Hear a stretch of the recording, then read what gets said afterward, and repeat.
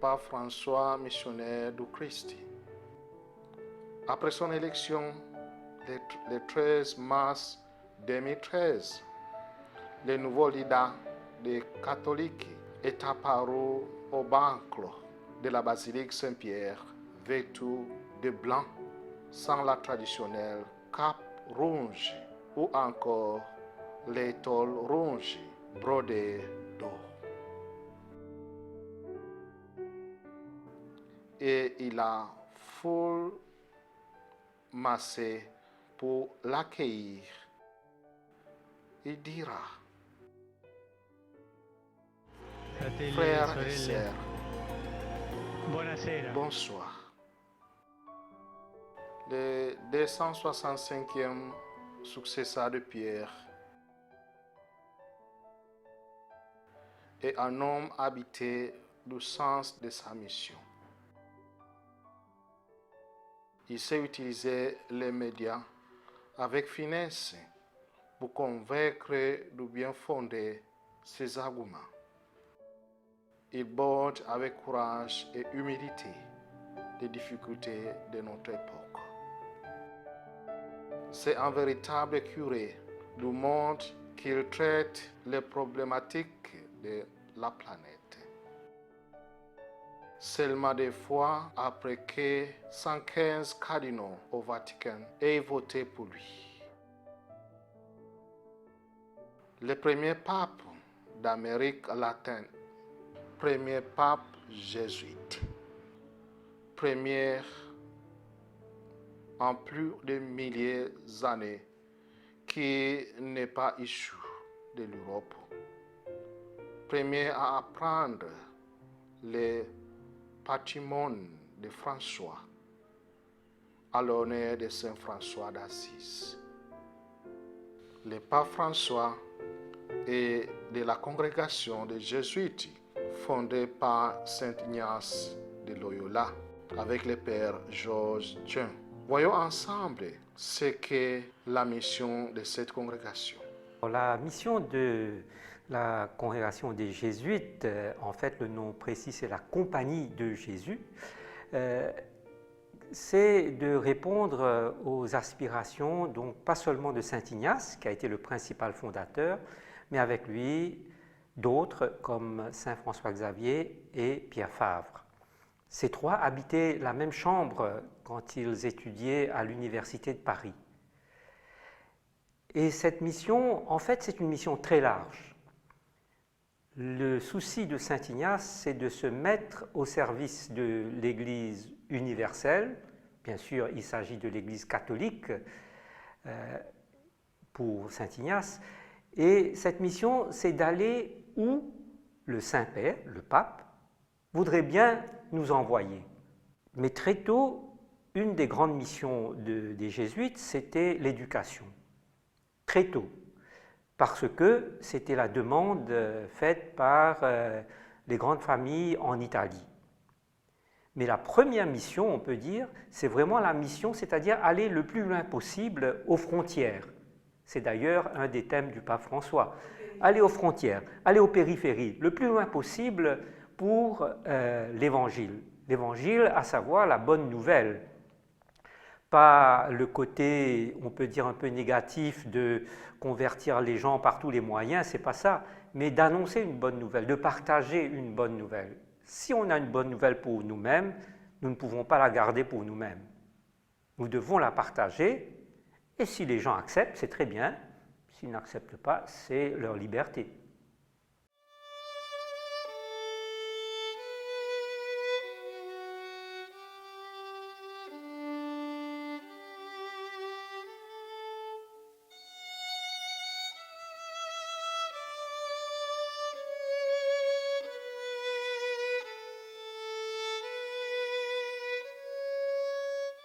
Le pape, en devenant d'abord évêque et puis pape, n'est plus techniquement un jésuite, puisqu'il n'est plus soumis aux vœux d'obéissance. On ne peut pas attendre d'un évêque qu'il obéisse au chef des jésuites, et encore moins un pape qu'il obéisse aux jésuites. D'ailleurs, pour le pape, c'est tout le contraire. Ce sont les jésuites qui, d'ailleurs, font un vœu spécial d'obéissance au pape pour toutes les missions qu'il voudra nous confier. Donc c'est une situation inédite. D'ailleurs, on ne pensait pas vraiment, avant son élection, qu'il y aurait un pape jésuite. Non, la compagnie a été créée justement par saint Ignace et ses compagnons pour répondre aux demandes du pape dans ses missions. Le pape a toujours gardé, d'ailleurs, la plupart, pour ne pas dire tous les évêques qui ont été jésuites avant, ont gardé de très bons liens avec les jésuites. Ils sont chez nous comme chez eux. D'ailleurs, on avait un ancien évêque qui est maintenant décédé, qui était aux Seychelles, l'évêque Baronnet, qui était jésuite, il est devenu évêque des Seychelles, et il a terminé ses jours dans une de nos maisons quand il s'est retiré. Non, les liens fraternels restent. Mais encore une fois, c'est du point de vue juridique, il n'est plus jésuite parce qu'il n'est plus soumis à l'obéissance. Mais sur les autres points, sur la manière de procéder, sur sa façon de penser, et puis bien sûr sur le grand héritage que nous avons, c'est-à-dire les exercices spirituels qui fondent notre manière de discerner et de procéder, bien sûr, c'est toujours la même chose. À Saint-Ignace, mais comme dans toute l'île Maurice, nous sommes très heureux, très contents de cette visite, même si on peut regretter qu'elle soit aussi courte. Évidemment, on peut difficilement demander plus, surtout que nous savons que le pape il a presque 83 ans, ce qui n'est pas une mince affaire. Quand le précédent pape était venu, il avait 20 ans de moins. Donc, ce n'est pas la même chose. Mais nous sommes très heureux d'avoir le pape ici et nous sommes en train de nous préparer à la fois physiquement, matériellement, puisque nous participons chacun à des degrés divers, mais quand même activement à la préparation de la messe à Marie-Reine de la Paix. Et puis, c'est aussi une préparation intérieure, c'est-à-dire l'accueil pas seulement extérieur, c'est-à-dire dans les événements, mais aussi comment nous recevons cette visite du pape. Le pape, donc pour le catholique, c'est le rocher sur lequel Jésus a fondé son Église. Le rocher. Et c'est de ça que j'aimerais parler un petit peu, puisque le pape actuel, il prend vraiment très à cœur cet aspect. Je ne dis pas que les papes précédents ne l'avaient pas fait, mais lui, il porte un peu plus d'attention à ce fait qu'il est le rocher sur lequel l'Église est bâtie. Le rocher sur lequel on est bâti porte le poids. Il porte les souffrances, les épreuves du peuple. Il se rend bien compte de cela. Et je crois que rien que pour ça, on se souviendra longtemps de lui comme un, entre guillemets, grand pape. C'est un pape missionnaire parce que quand l'Église a été fondée, à un autre moment, Jésus nous dit « Allez dans toutes les nations pour annoncer la bonne nouvelle ». Encore une fois, j'insiste, ce n'est pas à la manière qu'on a malheureusement eu dans des siècles révolus, heureusement, où c'était par la force des canons quelquefois, ou par des moyens de toute façon pas très corrects. C'est vraiment partager quelque chose, un trésor que nous avons. Nous pensons que ça peut enrichir les autres, et si les autres acceptent, tant mieux. Si les autres n'acceptent pas, ce n'est pas tant pis. C'est nous avons à nous interroger si nous l'avons fait de manière correcte. Et ça, peut-être que dans le passé, on ne le faisait pas assez. C'est-à-dire, on se contentait de dire, ils n'ont pas reçu la bonne nouvelle, ils sont idiots. Non, ce n'est pas ça. Est-ce que moi, je l'ai annoncé correctement? Il ne suffit pas d'annoncer une vérité, il faut savoir la faire accepter. Et pour ça, nous sommes donc appelés à beaucoup, à la fois d'enthousiasme, mais aussi beaucoup d'humilité. Quand nous ouvrons l'Évangile ou les Actes des Apôtres, il y a un mot qui frappe. Allez.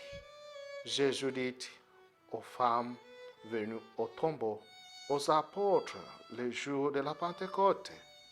Et à chaque fois qu'il accomplissait des miracles, il ajoutait sur lui-même, j'étais envoyé par les pères, les successeurs de Pierre. Le pape François veut lui aussi d'une église en sortie, une église où chacun de nous est disciple, mais aussi missionnaire.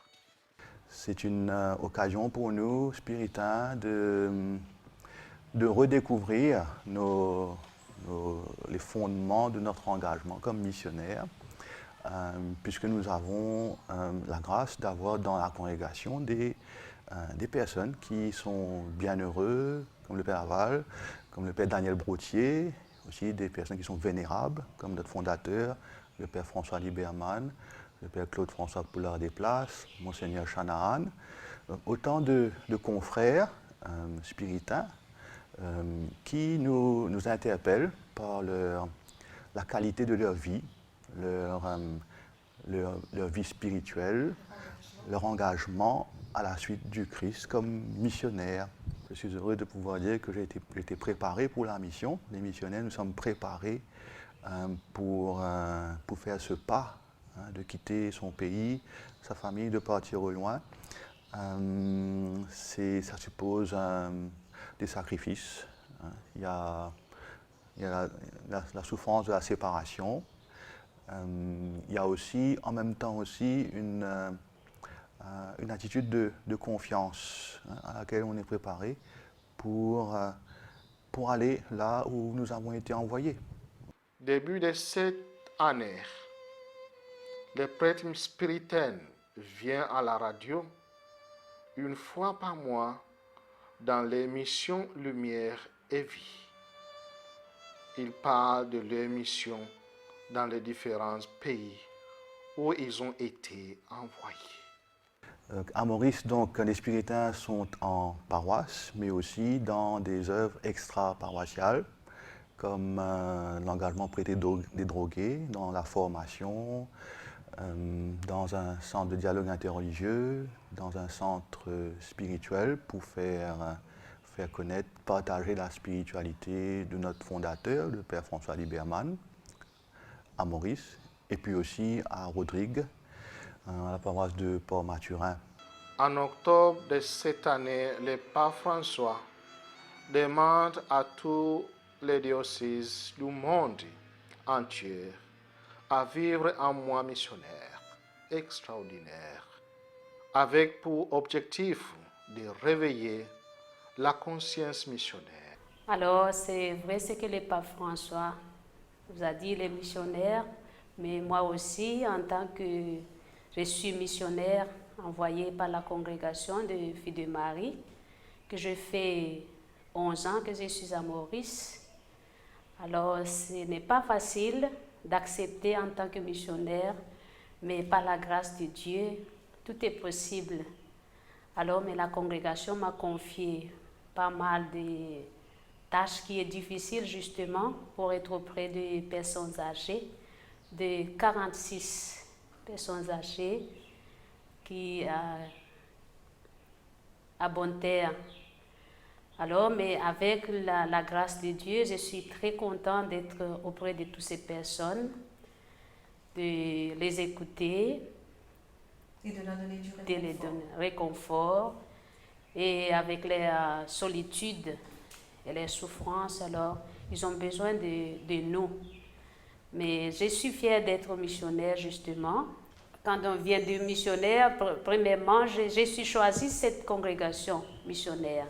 Je sais déjà qu'est-ce qui m'attend. Là où le Seigneur m'envoie, alors je me laisse confiance pour être missionnaire. Mais il faut cet élan d'esprit de missionnaire qu'on devienne missionnaire. Et puis, il faut être toujours disponible là où on nous envoie.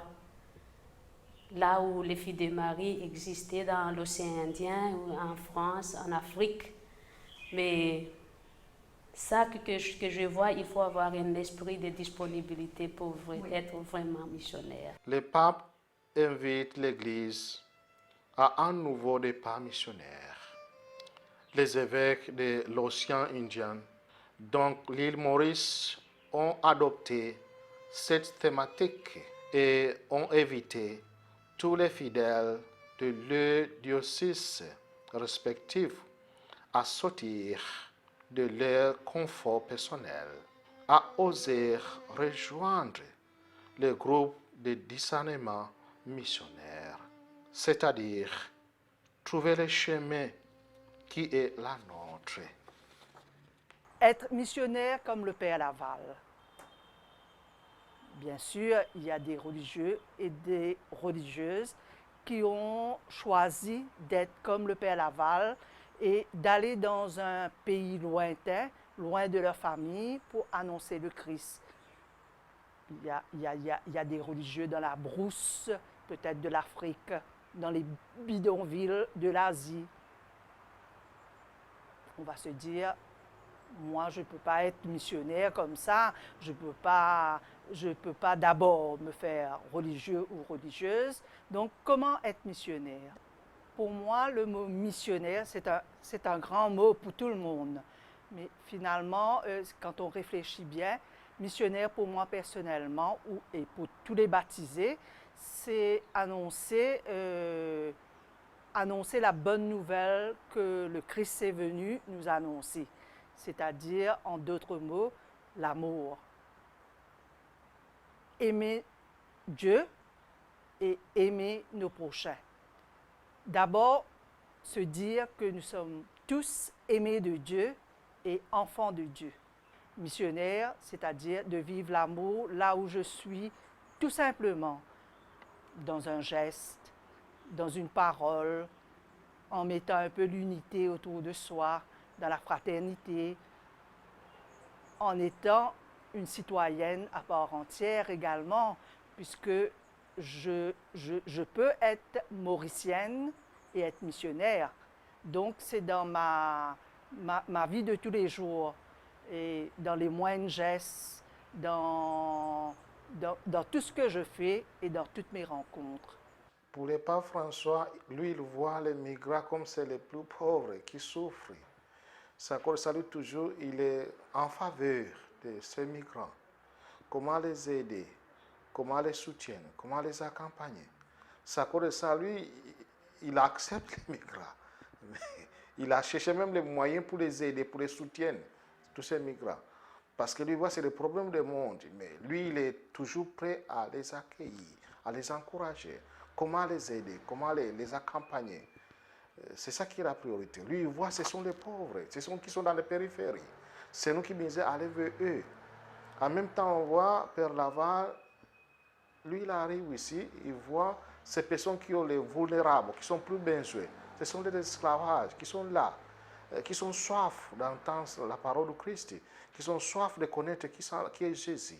C'est à cause de ça, il se lance immédiatement pour les rassembler, pour former d'abord les catéchèses qui vont aussi aller vers les autres. Parce qu'ils savent les missions, il ne peut pas faire tout seul. Il a besoin du soutien des autres personnes.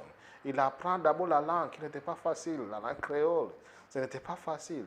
Pour se lancer dedans, pour que les personnes puissent mieux les comprendre. Former les catéchèses qui vont aller former les autres, qui vont rassembler les autres, qui vont aider les autres à connaître le Christ. Ce sont les pauvres, à l'époque de Père Laval, il donne la première priorité à ces personnes, pour les aider, pour évangéliser. C'est ça l'Église en sorte. En tant que missionnaire, nous devons aussi nous lancer dans les mêmes directions.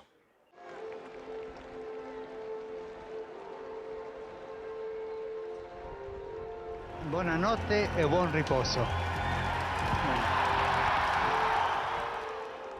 Au moment du départ, il passa à côté de la limousine qui l'attendait.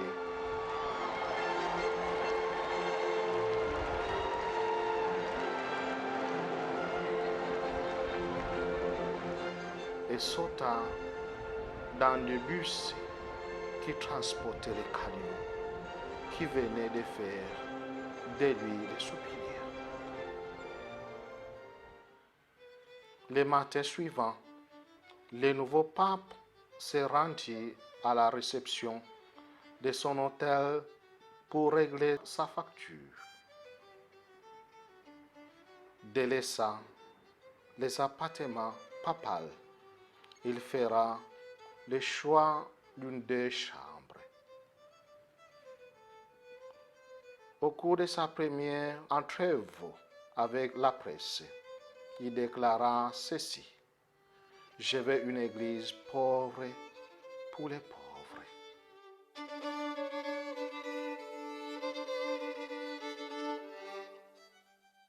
Et en cette ambition, le pape François l'a mis en pratique très vite au soir du jeudi saint, où au lieu de laver les pierres des prêtres à la basilique comme le vers la tradition, il célébra la messe à la prison de Gênes et lava les pierres des prisonniers hommes, femmes, musulmanes, une première fois pour un pape.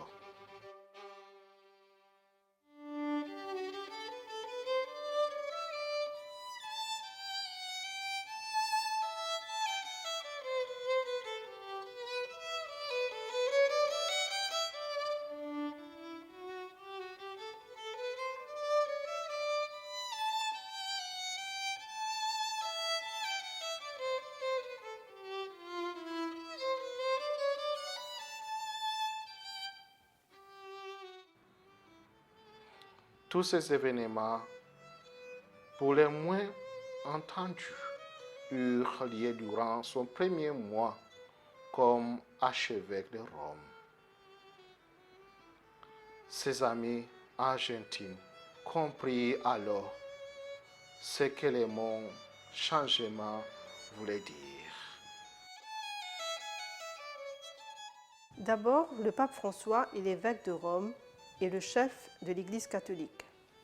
Selon des statistiques de l'annuaire pontifical de 2018, il y avait 1,3 milliard de catholiques dans le monde en 2016. Il en est leur chef. Mais ce n'est pas seulement cela qui rend pape François si spécial. C'est surtout l'homme.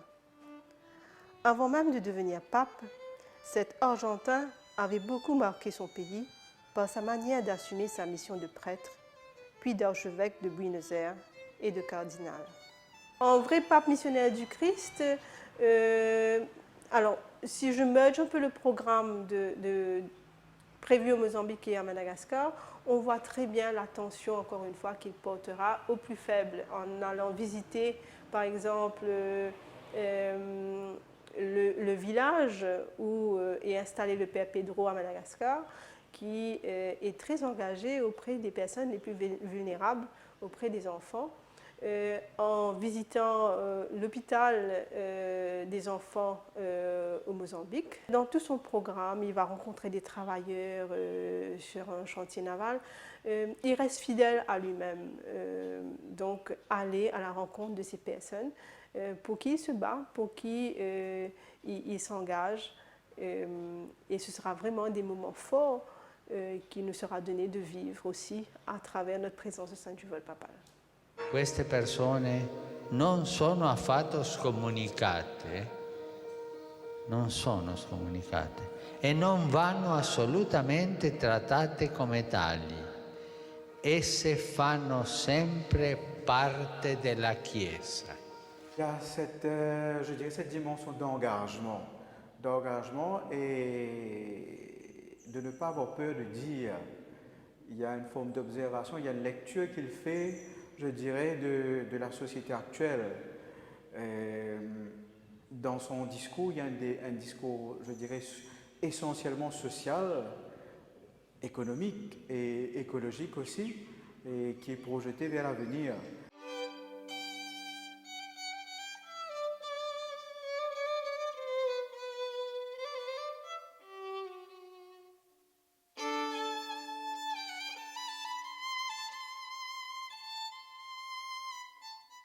Ce qui m'a touché avant tout, c'est quand j'ai pris l'encyclique, Laudato Si.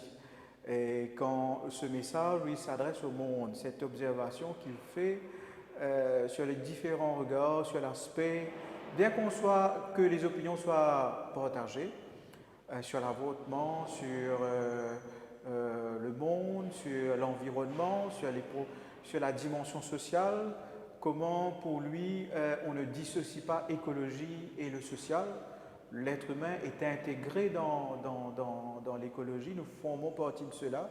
La pauvreté est aussi une question écologique. On parle de progrès économique, etc.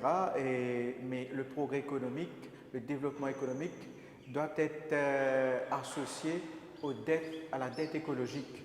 Donc, c'est pas un pape c'est un pape présent, actif. C'est assez profane, assez provoquant de dire qu'il ne se limite pas qu'à la prière. Je sais que c'est un peu, ça fait brusquer les choses un peu, mais quand il parle, par exemple, récemment les discours dans ce monde. Soyez le bienvenu, bienvenue, et ce jour de votre arrivée, pour nous guider vers la vertu. Vous êtes pour nous un bon Père, vous êtes pour nous un bon Père, appelé par Jésus pour continuer sa mission. Vous êtes pour nous un bon Père, vous êtes pour nous un bon Père. Le pape venu en Sainte-Croix, c'est un grand événement pour nous. Un grand événement, nous l'attendons avec passion. La passion veut dire qu'une passion. Nous finissons préparer nos places. Quand nous parlons là-bas, quand nous parlons à la messe, Reine de la Paix. Une grande affaire. Parce que, comment nous dire, nous avons réussi à venir encore, pas connaître. En avenir, si nous précisons un autre pape, avant nous réussissons on regarde d'autres papes pas autant, mais nous sommes là, nous sommes contents de François. Nous réussirons contre Pape François. Journée le 9, nous pouvons attendre ça avec beaucoup d'impatience. On veut absolument voir sa sainteté, le pape. Et surtout, le matin, me prendre la messe. Après ça, je viendrai de l'église ici avec la paroisse pour le voir dans notre paroisse. Le pape François est un grand missionnaire du Christ. C'est une joie pour moi d'accueillir le pape à Maurice. Moi, pour la journée du 9, c'est très bien. Le matin, sûrement, nous prenons la messe à Marie-Reine de la Paix. C'est toujours. Et puis ça, on va retourner pour revoir ici aussi à Sainte-Croix. Hein? Pour gagner le temps. Oui, c'est pas assez à la messe seulement. En sortant de la messe, nous viendrons à Sainte-Croix parce que c'est un grand missionnaire. Il va apporter la paix, la joie et la corité. Enfin, de tout, il va apporter à Maurice. Je suis sûre que nous avons une belle bénédiction. Il faut chercher beaucoup, mais j'aime bien. C'est un honneur pour l'île Maurice. Pour nous, c'est un grand événement et un grand plaisir pour nous d'accueillir. Voilà, une belle grâce si nous récitons sur la main. Ça, c'est une grâce spéciale, ça. Mais même que je n'embrasse pas, mais j'aurais aimé de le voir, c'est tout. Le pape qui va donc passer aussi au Mozambique, à Maurice, à Madagascar, c'est sûr que sa venue suscite beaucoup d'enthousiasme, d'engouement, de préparation. J'ai eu l'occasion de faire un court séjour à Madagascar dernièrement et j'ai pu voir que déjà là-bas aussi, il y a tout un enthousiasme, toute une série d'infrastructures qui sont en train d'être mises sur place pour préparer sa venue. Donc à Maurice aussi, nous sommes en train de nous préparer, au Mozambique aussi. Donc la venue du pape, véritablement, c'est une bonne nouvelle pour nous, pour notre région de l'océan Indien et d'Afrique.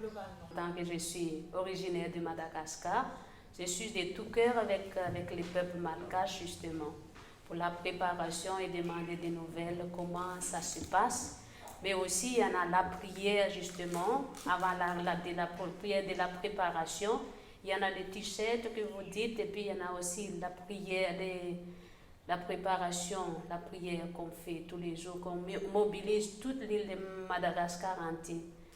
Et puis il y a aussi ces pèlerins du pape François qu'ils ont dit, et justement avec l'hymne national que nous aussi, malgré que nous sommes loin, mais vous la chantez. Voilà, j'ai chanté, cœur. on est unis avec. Voilà. Mais en tant que je suis à Maurice, je fais partie des Mauriciennes justement. Mon esprit est là-bas, mais quand arrive le moment que nous allons accueillir les papes, je suis de tout cœur aussi avec les Mauriciens, les chrétiens mauriciens, les peuples mauriciens. En tant que missionnaire, je suis chez moi.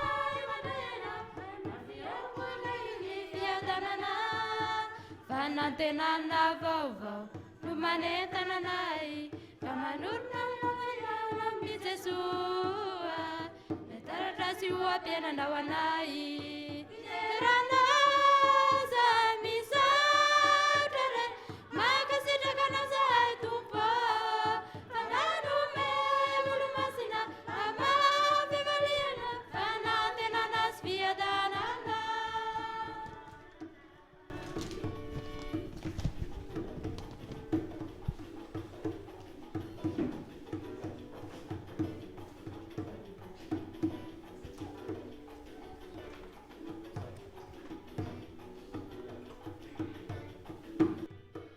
Sotana udrai sana kafanai, vanu tevinu tino simalalanai, nadaira kampya vana pirani tanani amame baba satani.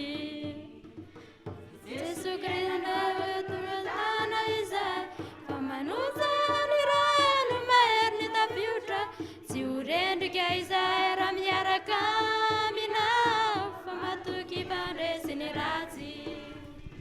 Masina Francois, Faliza, Marayana, Mafia Wabri, Fiatanana, Fanatenana Vovo, Numane Tananai, Kauna Vavia, Jesua, Letaratas, you are Piana Nawanai, Teranaza, Misare, Makasita Kanaza, Tupo, Panano me, Ulmasina, Ama, Vivaliana, Panatenana, Spiadanana.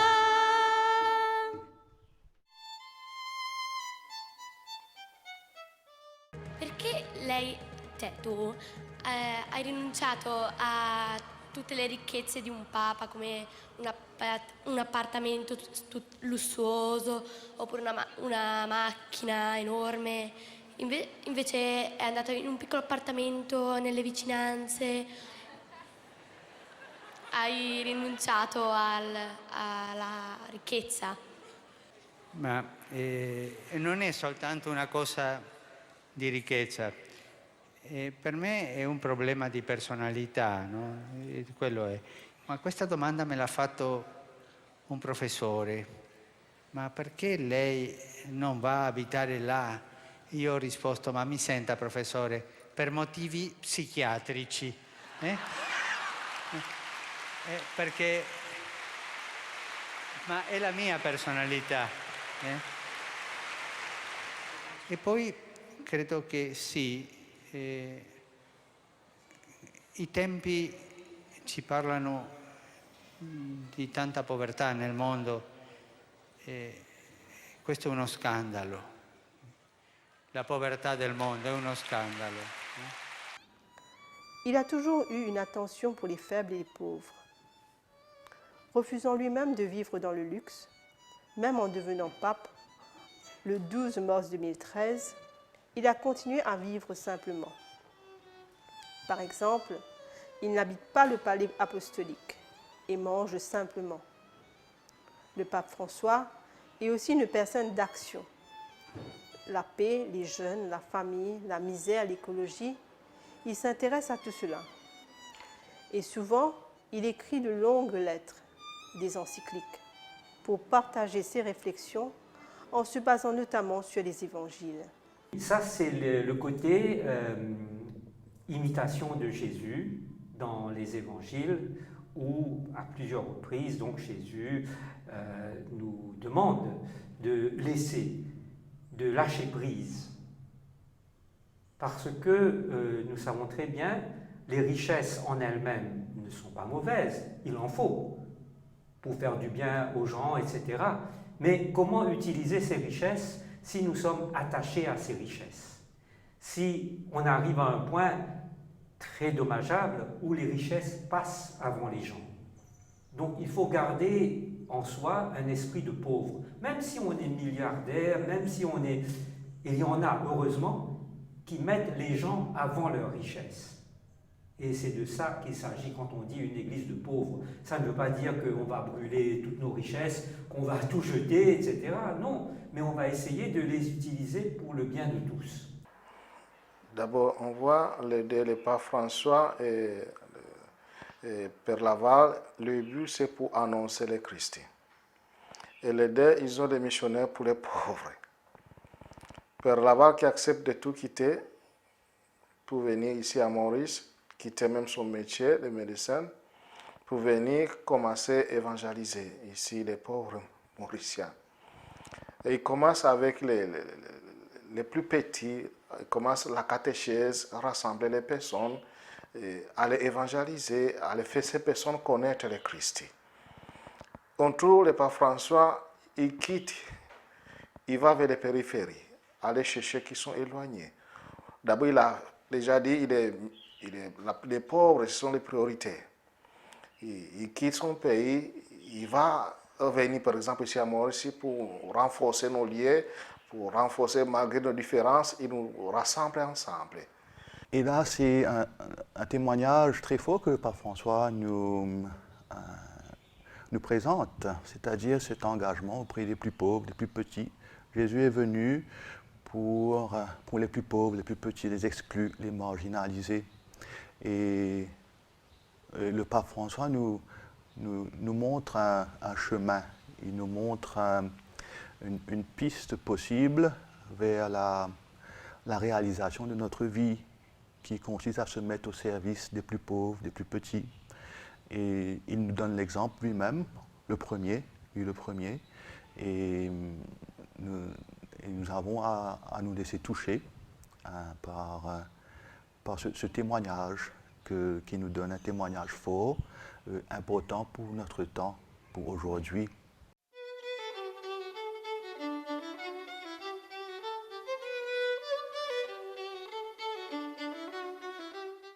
Que les gens découvrent vraiment le pape François, parce que le pape François est un pape très enraciné dans le monde d'aujourd'hui, qui a des messages très pertinents, qui ne s'adressent pas uniquement aux catholiques, mais à tout le monde qui porte un souci écologique, à tout le monde qui croit dans les valeurs familiales, à tout le monde qui croit dans la jeunesse, à tous les jeunes qui croient qu'ils ont aussi un rôle à faire, qu'ils ont une place dans notre société, qu'ils ont une place dans notre Église. Donc le pape François vient parler à tous ces gens-là avec des phrases fortes, des formules des fois dérangeantes, mais des formules tellement percutantes. Et nous, on veut vraiment que les gens saisissent l'occasion qui nous est donnée aujourd'hui de découvrir tout ce que le pape François a à nous dire, afin que le 9 septembre ne soit pas qu'une date, mais qu'au-delà du 9 septembre, nous puissions continuer à nous inspirer de ce qu'est le pape François, de ce qu'il nous dit pour avancer et avoir une vie meilleure, une société meilleure, une île Maurice meilleure.